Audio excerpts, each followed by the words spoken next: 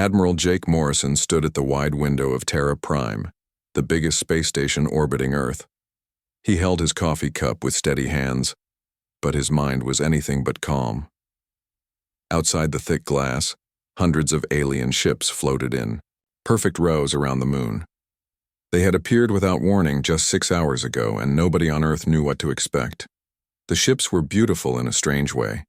They looked like they were made of crystal and metal mixed together, catching the sunlight and throwing it back in rainbow colors. Each ship was about the size of a city block, and they moved so smoothly through space that they seemed to be dancing, rather than flying. Jake had been in charge of Earth's space defense for 15 years. He had seen enemy ships before, pirates and rebels who tried to attack trading routes. But those ships looked like weapons. These alien vessels looked more like art pieces, and that made them even more frightening. "Sir, they're broadcasting again," said Lieutenant Danny Harper from his station nearby. Danny was young, maybe 25, with red hair that never seemed to stay neat no matter how much he tried to fix it. "Put it on the main speakers," Jake said. He had heard the message dozens of times already, but he hoped each time that something new might give him a clue about what these aliens really wanted. The voice that filled the command center was calm and friendly, speaking perfect English with no accent at all. "Greetings, people of the third planet. We are the Galactic Protection Council. Your world has been chosen to join our protective network. We offer you safety from the dangers that hide in the dark spaces between stars. Please prepare for integration. Procedures." The message repeated in different languages. Jake could hear bits of Spanish, Chinese, and Russian as the broadcast cycled through. Whoever these aliens were, they had studied Earth very carefully before coming here. "Integration procedures," muttered Captain Lisa Hayes as she walked up beside Jake. Lisa was Earth's top expert on alien life, though until today, that had meant studying bacteria from Mars and strange fish from the moons of Jupiter. She was a small woman with dark skin and bright eyes that missed nothing. "That doesn't sound like a request, does it?" "No, it doesn't," Jake agreed. "Any word from the surface?" "President Santos is calling an emergency meeting of the World Council.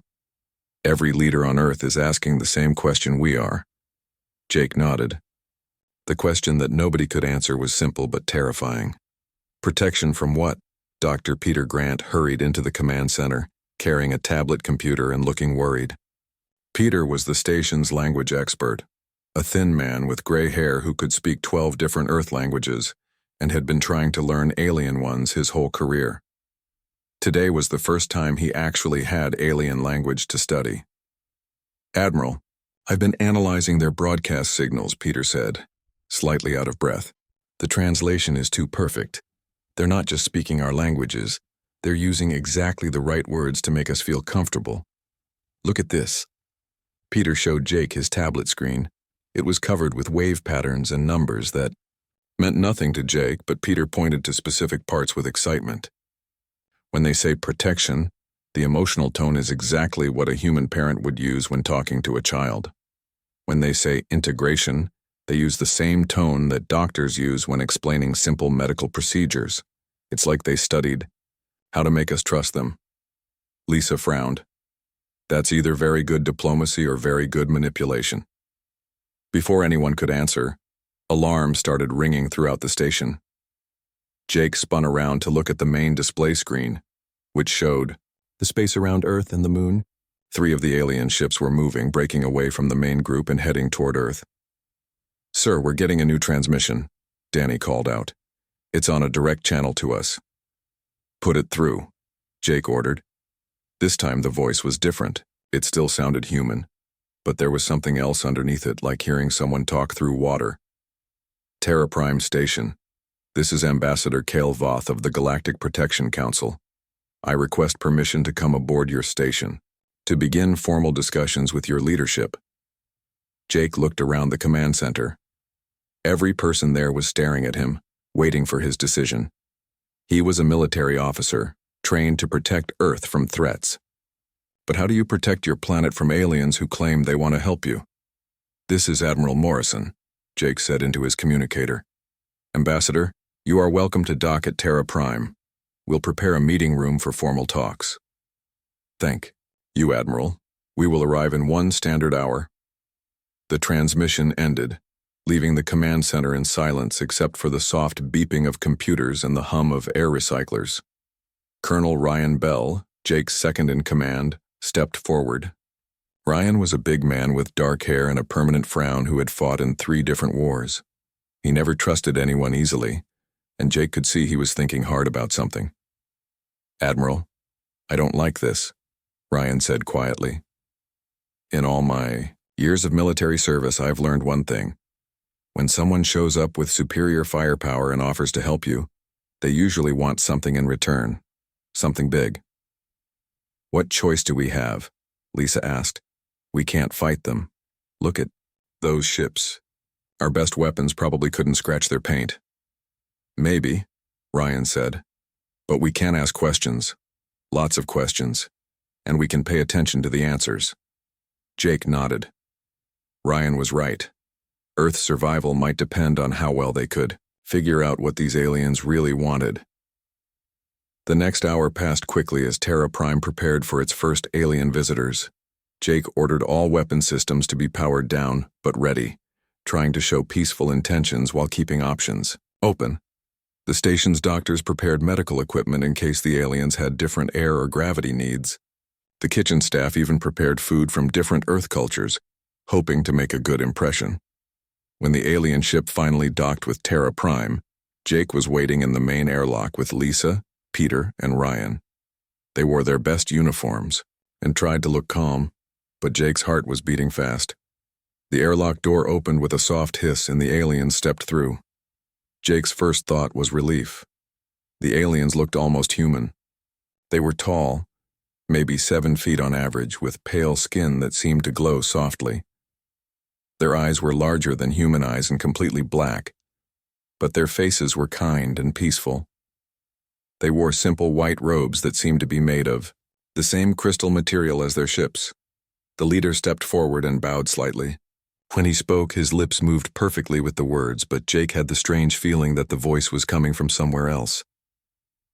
"Admiral Morrison, I am Ambassador Cale Voth. Thank you for allowing us to visit your station. I bring greetings from the thousands of worlds that live safely under the protection of the Galactic Protection Council." "Welcome to Terra Prime, Ambassador," Jake replied, trying to keep his voice steady. "We're honored to meet representatives of the Galactic Protection Council, though I have to admit, we're curious about why you've come to Earth." Ambassador Cale Voth smiled, and it was a warm, friendly expression that made Jake want to trust him immediately. "Of course you are curious. That is one of the qualities that makes your species so promising. You have achieved faster-than-light travel in a remarkably short time. You have established colonies beyond your home system. You have shown great courage in exploring the unknown. These are exactly the qualities that make a species worth protecting." "Protecting from what?" Lisa asked, stepping forward. "In all our explorations, we haven't encountered any hostile alien species." The ambassador's smile became sad. "Dr. Hayes, that is precisely why you need our protection. The galaxy is far more dangerous than your people realize. There are things moving in the dark spaces between stars that your worst nightmares cannot imagine. We have come to offer you safety before it is too late." Dr. Helen Carter had not slept in 3 days. Her office at the Earth Science Institute was covered with papers, computer screens, and empty coffee cups. The alien star charts that Ambassador Cale Voth had given to Earth's leaders were spread across every surface, and Helen was trying to make sense of what she was seeing. The charts showed huge sections of space marked in dark red. According to the aliens, these were areas controlled by something they called the Devourers. Helen had studied maps of space her entire career, but she had never seen anything like this before. "Dr. Carter?" Her assistant, Mark Johnson, poked his head through the door.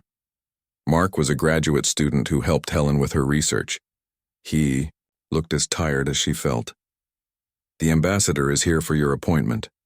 Helen looked up from the charts and rubbed her eyes. "Already? What time is it?" 3 in the afternoon. You've been working since yesterday morning." Helen sighed and tried to make her hair look neat. "Send him in. And Mark, could you bring some coffee? The strong kind." Ambassador Cale Voth entered her office with the same calm grace he showed everywhere he went. Helen had met with him twice before, and each time she came away with more questions than answers. The alien leader looked around at the mess of papers and smiled. "Dr. Carter, I see you have been studying our charts carefully. Do you have questions about what you have found?" Helen pointed to one of the largest red areas on the nearest chart. "This region here. According to your data, it used to contain 12 star systems with inhabited planets. Now you show it as empty space. What happened to those worlds?" The ambassador's expression became serious. "They were consumed, Dr. Carter. The Devourers do not simply destroy worlds. They erase them from existence itself, not just the planets and the people who lived there, but the very memory that they ever existed at all." "That's impossible," Helen said. "Matter cannot be destroyed like that. Energy cannot be destroyed. It's basic physics. Your physics are based on what you have observed in your small corner of the galaxy," Ambassador Cale Voth replied gently. "The Devourers operate beyond the rules you understand. They consume not just matter and energy, but the concepts of matter and energy. When they finish with a world, it is as if that world never was." Helen stared at the charts again. If what the ambassador was saying was true, then huge parts of the galaxy had been wiped clean by these creatures. But something about the explanation bothered her. "Ambassador, if these Devourers erase all memory of the worlds they destroy, how do you remember them? How do you know what used to be in these red zones?" The alien paused for just a moment before answering. "Those of us in the Galactic Protection Council have special technology that protects our memories. It is one of the reasons why the Protection Council exists. We are the guardians of what was lost." Commander Steve Parker was having his own meeting, with alien representatives on the other side of the building. Steve was in charge of Earth's deep space exploration program, and he had questions about the restrictions the aliens wanted to put on human space travel. The alien he was talking to called himself Counselor Zeftel. Like Ambassador Cale Voth, he was tall and pale with large black eyes. But there was something different about this one. He seemed nervous, looking around the room as if he expected someone to be watching. "Commander Parker, you must understand that these restrictions are for your own safety," Counselor Zeftel was saying. "Your people have been exploring space for over a century, but you have been fortunate. You have stayed within the safe zones without knowing it." Steve looked at the map the counselor had given him. It showed the parts of space where humans would be allowed to travel after joining the Protection Council. The safe zone was much smaller than the area humans had already explored. "Counselor, this doesn't make sense," Steve said, pointing to several star systems on the map. "We've sent ships to these systems, we've explored them, set up research stations, even established small colonies. According to your map, these areas are supposed to be dangerous." "You have been lucky," the counselor replied quickly. "Or perhaps the Devourers had not yet noticed your activities. But now that your species is growing stronger and more noticeable, the danger increases every day." Steve was about to ask another question when his communicator beeped. It was a message from his office marked urgent. Steve read it quickly, and his face went pale. "Counselor, I need to check something. Can we continue this meeting later?" The alien looked relieved. "Of course, Commander. Take all the time you need." Steve hurried back to his office where his assistant, Captain Matt Torres, was waiting with a stack of files. "Steve, you need to see this," Matt said without any greeting. "I was reviewing our exploration logs like you asked, and I found something strange." Matt spread several reports across Steve's desk. They were all from different deep space missions over the past few years. "Look at these incidents. Every time one of our ships got close to what the aliens called dangerous space, something went wrong." Steve read through the reports. The exploration ship Aurora had suffered complete navigation failure near the Vega system. The research vessel Discovery had experienced total communication breakdown while approaching the Centauri region. The colony ship New Hope had reported strange dreams and visions that convinced the crew to turn back from their planned destination.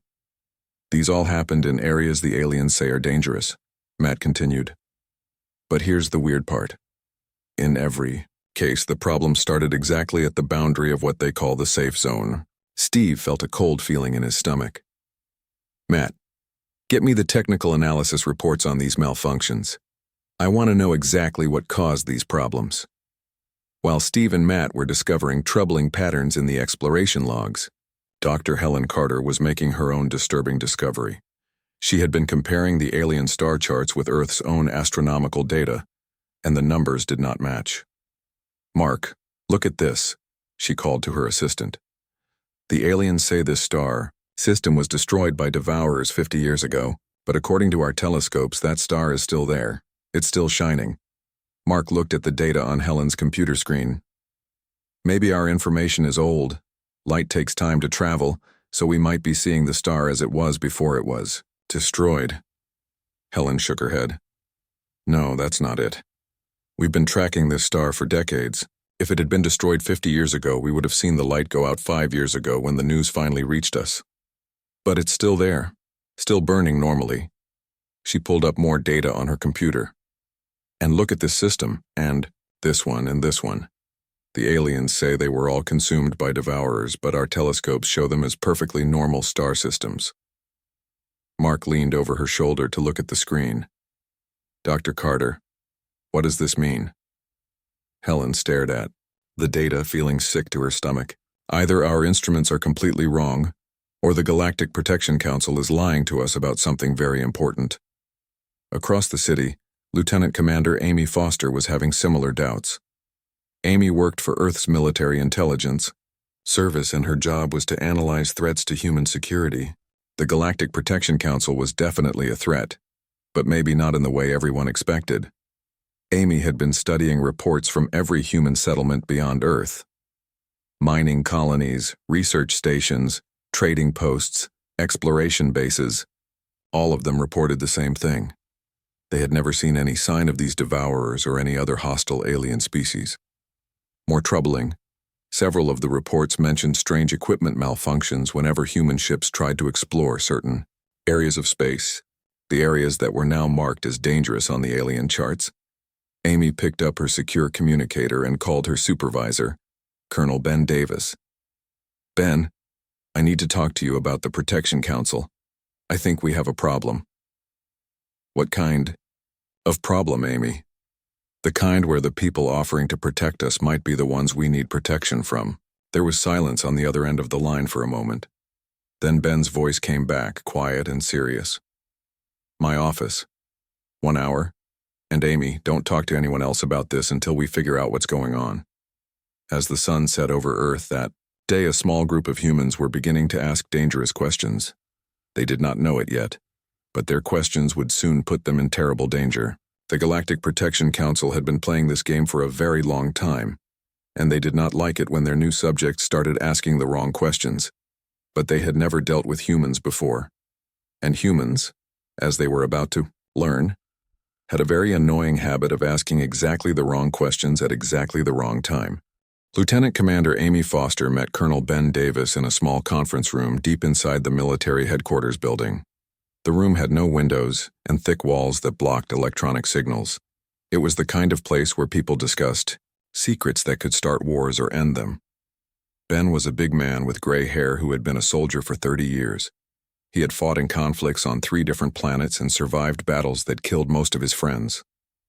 When he looked worried, other people paid attention. Amy, tell me what you found, Ben said as soon as she sat down. Amy opened her tablet and showed him a map of human space exploration.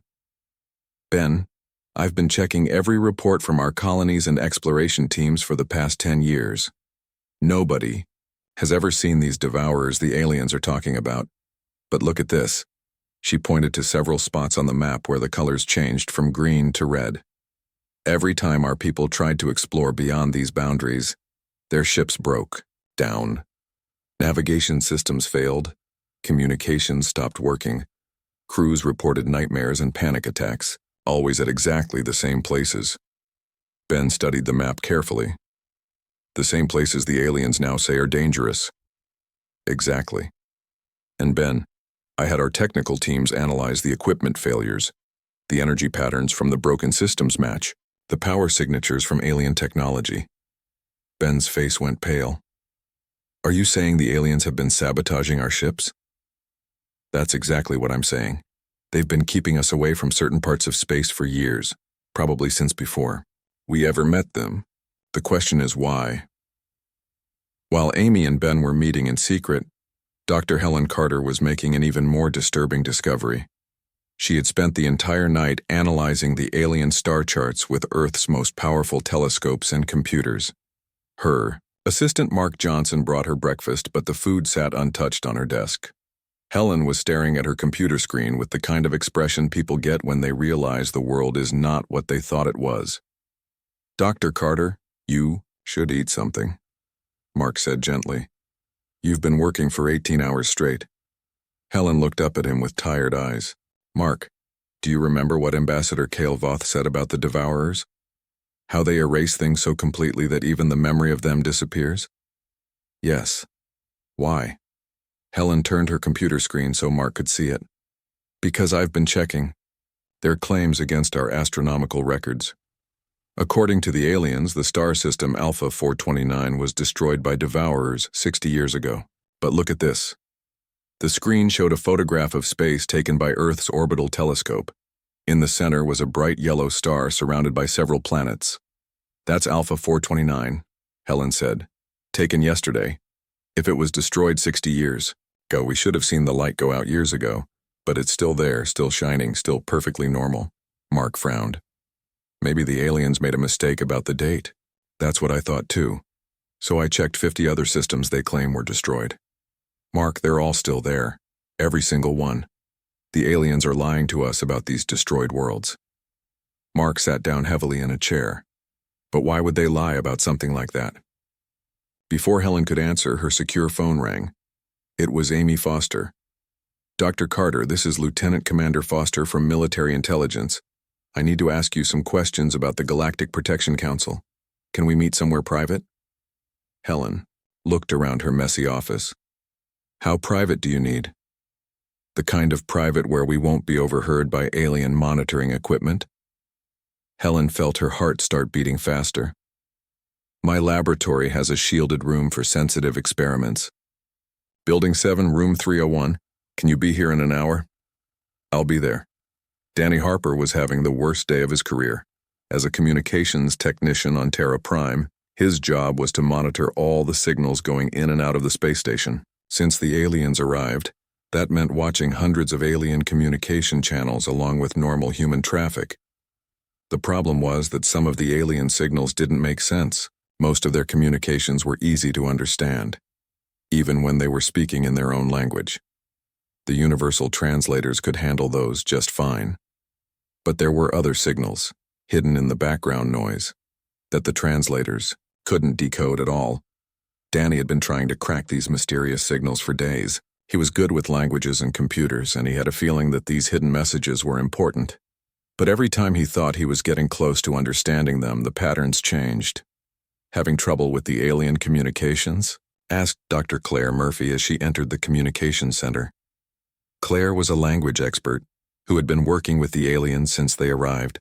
She was a small woman with brown hair who could speak 15 different human languages and was trying to learn alien ones. "Dr. Murphy, yes, I'm having trouble with these signals," Danny said, pointing to his computer screen. "Look at this. The aliens are sending normal diplomatic messages on the main channels, but there are other transmissions hidden underneath. I can't figure out what language they're using." Claire studied the wave patterns on Danny's screen. She had been working with alien languages for weeks now, and something about these signals looked familiar. "Danny, can you isolate just the hidden signals? Remove all the normal diplomatic traffic?" Danny worked at his keyboard for several minutes. Slowly, the hidden signals became clearer on the screen. They were definitely messages, but they were unlike anything either Danny or Claire had seen before. "These aren't diplomatic messages," Claire said slowly. "Look at the pattern structure. These are operational communications, like military units reporting to headquarters." Danny felt a chill run down his spine. "Military communications? About what?" Claire studied the signals more carefully. She couldn't understand the words, but she could recognize the basic structure of military reports: position reports, status updates, resource assessments. Danny, I think these are Galactic Protection Council ships reporting to someone about Earth, about our defenses, our resources, our population. But that doesn't make sense. They're supposed to be here to protect us. Claire looked at the communications data with growing alarm. Unless they're not reporting to the Protection Council homeworld, unless they're reporting to someone else entirely. At the same time, Commander Steve Parker was meeting with Captain Matt Torres in a secure office at Earth Space Exploration Headquarters. Matt had spent the past week analyzing technical reports from ships that had suffered mysterious malfunctions near alien-designated danger zones.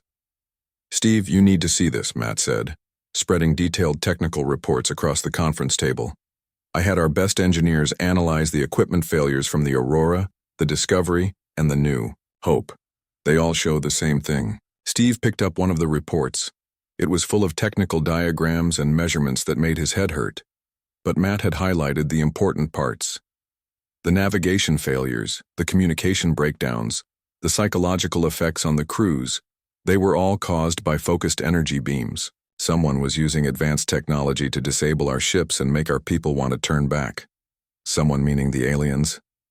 The energy signatures match Galactic Protection Council technology exactly. "Steve, they've been sabotaging our exploration efforts for years. Every time we got close to something they didn't want us to see, they made sure we couldn't get there." Steve felt sick to his stomach. "Matt, what do you think they're hiding out there?" "I don't know. But whatever it is, they really don't want us to find it." That evening, Amy Foster, Dr. Helen Carter, Danny Harper, Dr. Claire Murphy, Commander Steve Parker, and Captain Matt Torres met in Helen's shielded laboratory. They had each discovered different pieces of the puzzle, but when they put the pieces together, the picture that emerged was terrifying. "The aliens have been lying to us from the beginning," Amy said, looking around at the group. "There are no devourers. The destroyed star systems they showed us are still perfectly intact. They've been sabotaging our ships to keep us away from certain areas of space. And now they're sending secret military reports to someone." Helen nodded grimly. "The question is, what are they really doing here? If they're not protecting us from cosmic monsters, what do they want?" Claire had been quiet during most of the meeting, but now she spoke up. "I've been thinking about this all day. What if the Protection Council isn't what they claim to be? What if they're the threat they're supposedly protecting other worlds from?" The room fell silent as everyone considered this possibility. "You mean?" Steve said slowly. "What if they go from world to world offering protection from a threat that doesn't exist and then they do whatever they really came to do?" Amy finished. "The question is, what happens to the worlds that accept their protection?" Outside the shielded laboratory, alien monitoring equipment tried to penetrate the walls but found only electronic silence. The humans had learned to hide their most dangerous conversations, and the conversations were becoming very dangerous indeed for the Galactic Protection Council's carefully laid plans. Captain Ellen Brooks was not supposed to be where she was. Her ship, the Shadow Walker, was designed for secret missions that the government could deny if things went wrong. Right now, Ellen was breaking so many rules that she could spend the rest of her life in prison if anyone found out. But she had volunteered for this mission when Amy Foster and Colonel Ben Davis explained what they needed. Someone had to find out what was really happening in the areas of space that the Galactic Protection Council claimed were too dangerous for humans to visit. The Shadow Walker was the most advanced stealth ship Earth had ever built. Its hull was covered with materials that bent light and energy around it, making it nearly invisible to most detection systems. Ellen hoped it would be invisible to alien systems too, but she would find out soon enough. She was heading for a star system called Proxima 7, which the aliens claimed had been destroyed by devourers just 2 years ago. If Dr. Helen Carter was right, the system should still be there. If the aliens were telling the truth, Ellen would find empty space and maybe some clues about what these devourers really were. The journey took 3 days. Ellen traveled alone, using automated systems to keep the ship running while she slept, in shifts. She had done solo missions before, but never one where the fate of her entire species might depend on what she found. When the Shadow Walker finally reached the Proxima 7 system, Ellen's first emotion was relief. The star was exactly where it should be, burning bright and normal. There were planets orbiting it just like Earth's astronomical charts said there should be. But as Ellen got closer, she realized that something was terribly wrong.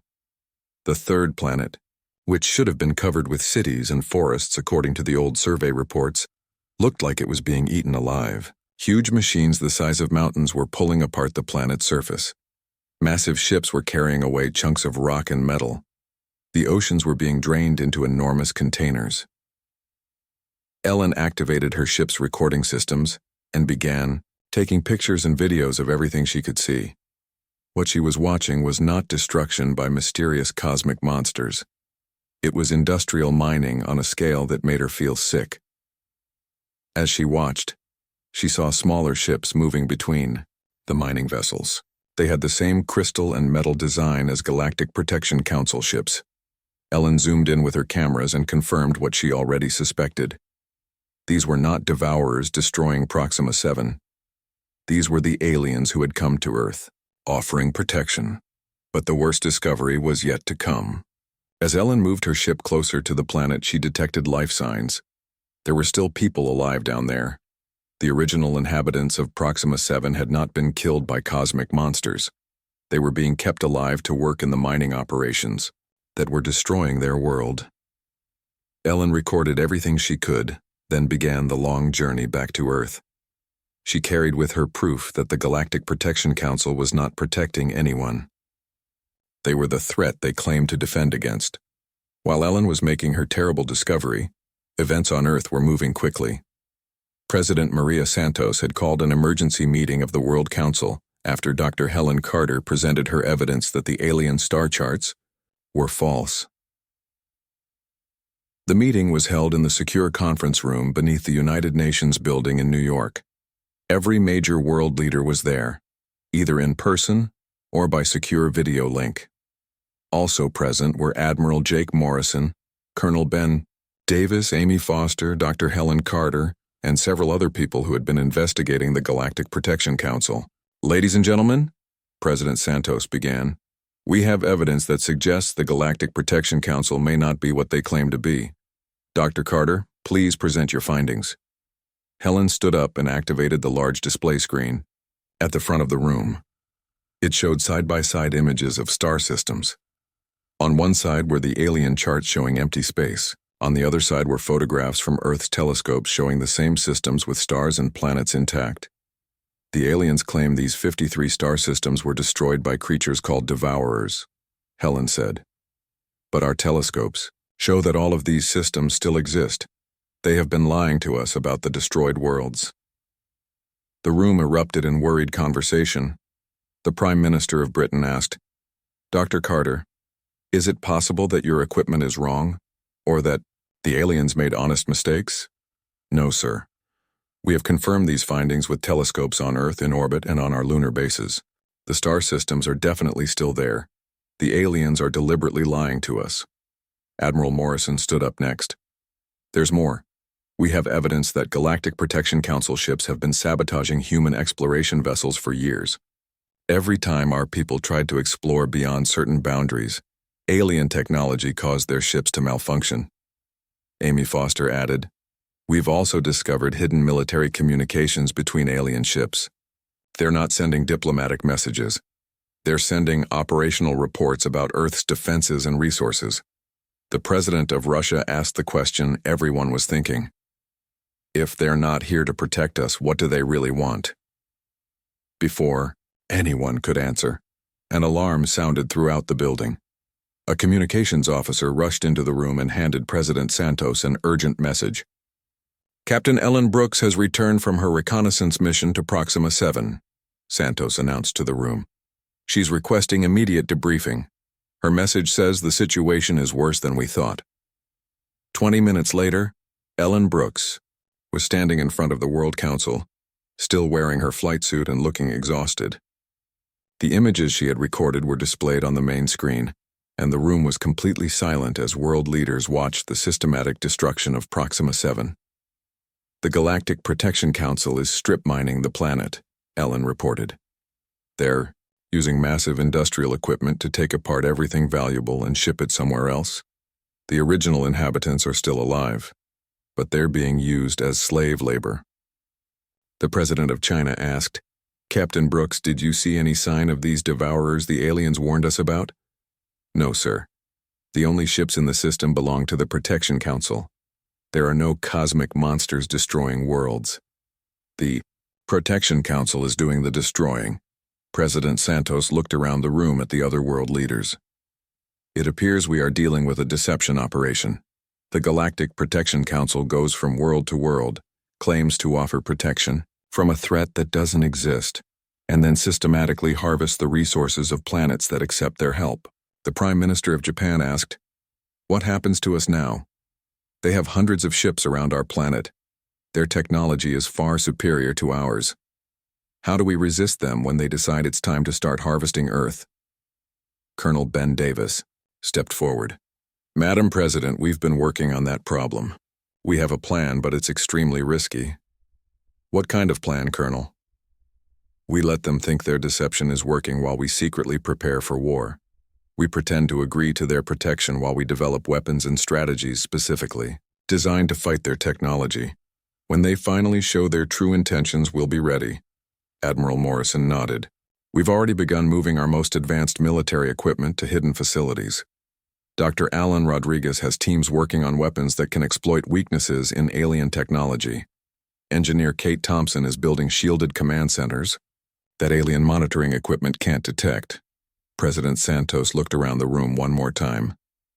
"Ladies and gentlemen, we are about to make a decision that will determine whether the human race survives as a free species or becomes slaves to alien masters. Are we agreed that we should pretend to cooperate while secretly preparing to fight?" Every leader in the room voted yes. As the meeting ended, Ellen Brooks pulled Amy Foster aside. "There's something else I discovered at Proxima 7, something I didn't want to say in front of everyone." "What is it, Ellen?" "I detected communication signals from the mining operation. The aliens weren't just stripping the planet. They were sending regular reports to a central location. And Amy, the reports weren't going to Protection Council headquarters. They were going to dozens of different locations across the galaxy." Amy felt her blood turn cold. "What does that mean?" "It means Proxima 7 isn't the only world they're harvesting. This isn't a small operation, Amy. The Galactic Protection Council is running a massive resource extraction business across the entire galaxy, and Earth is next on their list." Outside the meeting room, hidden alien monitoring devices tried to record the human conversations but found only electronic silence. The humans had learned to be careful about what they said and where they said it. But time was running out. The Galactic Protection Council would soon expect Earth to formally accept their protection. And when that happened, the real horror would begin, unless the humans could find a way to fight back against an enemy that had conquered dozens of worlds before them. 6 months after the truth was discovered, Ambassador Cale Voth stood in the main conference room of Terra Prime with what he believed was good news. He had been patient with the humans, allowing them time to understand the benefits of joining the Galactic Protection Council. Now it was time for the final step. Admiral Jake Morrison sat across from the ambassador, trying to keep his face calm and friendly. Behind his calm expression, Jake was counting down the minutes until Operation Defiance would begin. Hidden throughout the solar system, human military forces were waiting for his signal. "Admiral Morrison," Ambassador Cale Voth said with his usual peaceful smile, "I am pleased to announce that Earth's protection period is complete. Your world has shown remarkable cooperation, and we are ready to begin full integration into the Galactic Protection Council." "Integration," Jake repeated. He had heard that word before, and now he knew what it really meant. "What exactly does that involve, Ambassador?" "Your people will be relocated to designated areas where they will be safe from any remaining threats. Our resource management teams will help your planet contribute to the greater galactic community. It is a wonderful opportunity for your species to serve a purpose larger than yourselves." Jake nodded as if he was pleased to hear this news. "That sounds very generous, Ambassador. When would this integration begin?" "Immediately," the ambassador replied. "Our ships are already moving into position. Within 72 hours, the process will be complete." Jake pressed a button on his communicator that sent a coded signal to every human military base in the Solar system. The signal was simple. The time for pretending was over. What happened next caught the Galactic Protection Council completely by surprise. All around the solar system, alien monitoring stations suddenly went dark. Kate Thompson's teams had spent months installing quantum scramblers near every alien facility. When the scramblers activated all at once, the Protection Council's surveillance network collapsed in seconds. For the first time in months, humans could communicate freely without alien oversight. "Ambassador," Jake said, standing up from his chair, "I have a message for you from the people of Earth. We decline your offer of protection. We also decline your offer of integration. We want you to leave our solar system immediately." Ambassador Kale Voth's peaceful expression flickered for just a moment, showing something cold and angry underneath. "Admiral Morrison, I think you misunderstand the situation. This is not a request. Your species will be integrated whether you cooperate or not." "No," Jake said simply. "We won't." That was when the hidden defense platforms around Mars opened fire. Dr. Alan Rodriguez had spent months studying captured alien technology and looking for weaknesses. His weapons were not copies of alien designs. They were specifically built to exploit problems in Protection Council systems that the aliens had never bothered to fix. When the first wave of quantum torpedoes hit the alien fleet, their shields flickered and failed. The Protection Council ships had defended against conventional weapons for centuries, but they had never faced weapons designed by people who understood their technology better than they did. Ambassador Kyle Voth stared in shock as reports flooded in from his fleet. "This is impossible. Your weapons cannot penetrate our defenses." "Our weapons weren't designed to penetrate your defenses," Jake replied. "They were designed to turn your defenses against you." The battle that followed was unlike anything the galaxy had ever seen. The Galactic Protection Council had superior numbers and more advanced technology. Their ships were faster, stronger, and had been fighting wars for thousands of years, but they had never fought humans before. Captain Matt Torres was piloting a modified fighter loaded with experimental quantum torpedoes when the alien command ship targeted him with its main weapons. Instead of trying to run or dodge, Matt flew his fighter directly at the enormous alien vessel. "Matt, what are you doing?" came Steve Parker's voice over the radio. "Get out of there." "Sorry, Steve," Matt replied. "Someone has to take out their command ship, and I'm the closest one." Matt's fighter was destroyed when it hit the alien command ship, but his quantum torpedoes detonated inside the vessel's main reactor. The explosion tore the command ship apart and left the rest of the alien fleet without central coordination. All across the solar system, similar scenes were playing out. When human ships were overwhelmed by superior firepower, their crews would ram their vessels into alien ships rather than surrender. When human defense platforms were destroyed, the crews would overload their reactors to take nearby alien ships with them. The Protection Council had conquered dozens of worlds, but they had always fought species that valued their individual lives more than their collective freedom. They had never encountered a species that would sacrifice everything rather than accept slavery. Captain Ellen Brooks led a squadron of stealth ships in attacks on alien supply vessels. Her ships would appear, suddenly, destroy their targets and disappear before the aliens could respond. The Protection Council fleet found itself fighting an enemy that refused to fight by the rules they understood. "This is insane," one alien commander reported to what remained of his leadership. "These humans are not acting rationally. They are destroying themselves just to hurt us." What the aliens did not understand was that humans were not destroying themselves. They were destroying the alien fleet with the most effective weapons they had, their own willingness to die fighting rather than live as slaves. The turning point came when Commander Nick Sullivan managed to destroy the alien communication relay that coordinated their fleet movements. Without central command, the Protection Council ships began making mistakes. They fired on each other by accident, collided while trying to regroup, and generally fell apart as an organized fighting force. Within 3 days, the battle was over. The surviving alien ships were fleeing Earth's solar system, broadcasting warnings about the dangerous primitives they had encountered. Ambassador Kyle Voth, his peaceful mask finally dropped completely, stood in the detention cell where Jake Morrison had placed him. "You have doomed your species," he told Jake. "The Galactic Protection Council will return with a larger fleet. Other species will hear about your resistance and come to claim your world for themselves. You have chosen destruction over safety." Jake looked at the alien through the cell's energy barrier. "Ambassador, you came to Earth offering protection, and we asked you one simple question. Protection from what? Now we know the answer. You are offering to protect us from yourselves. And what will you do when we return with 1,000 ships instead of 100? Jake smiled. "We'll ask the same question we always ask when someone threatens us. You and what army?" In the weeks that followed, something remarkable happened. As news of Earth's victory spread throughout the galaxy, other worlds that had been protected by the Galactic Protection Council began to rebel. The humans had shown that the Protection Council could be defeated, and dozens of enslaved species decided to fight for their freedom. Earth became the center of a new alliance, not of protected worlds, but of free worlds that refused to accept slavery disguised as safety. The Galactic Protection Council, which had ruled through fear and deception for centuries, found their empire crumbling as world after world followed humanity's example.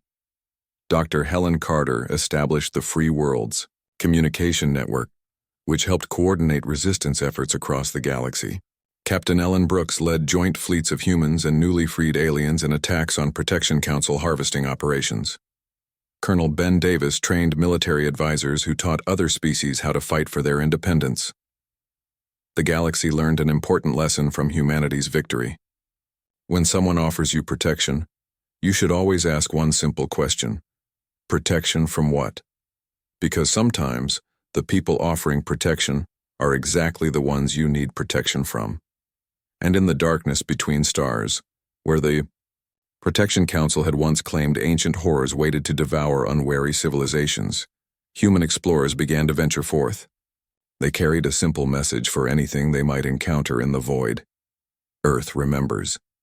Earth protects. Earth does not forgive those who threaten freedom. The age of the Galactic Protection Council was over. The age of free worlds had begun. And it had all started because humans did what humans do best. They asked uncomfortable questions at exactly the right time.